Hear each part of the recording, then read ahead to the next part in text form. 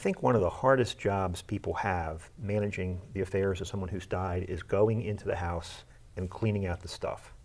And when I was a younger attorney, I'd send people in to do this and get it all done, and I had no idea. When I became an executor of someone's estate and I had to actually physically go in the house and do this job myself, that was the first time I realized that's the hardest job you're giving people most of the time. And so you've been through that with your own parents. Absolutely, absolutely. And what do you remember about that? I remember after my mother passed away, I'm very grateful for how everything worked, because my siblings and I were able to work together beautifully, and it was wonderful. But you don't realize at the time how much emotion is attached to a lot of what's in the house. There's so many memories. And we were able to go through things, and if there was something special that somebody wanted, it was fine, and we were able to work through that.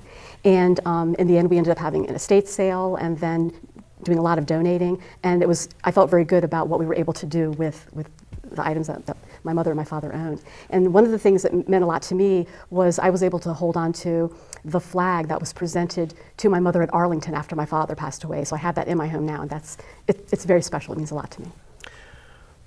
My grandmother had 17 grandchildren, and when we were little kids, each of us came into the house and they had a set of toy soldiers in the closet, and we dragged these things all over the place. And when she died, each of us got a toy soldier. She died in 2006 or 2007. And we were on a Zoom call with the family a couple weeks ago, and this came up. And my youngest brother brought a little acrylic box that he had his little toy soldier inside of. And I thought, you can create a special thing for people by, it's not necessarily the financial value, that's my grandmother's house.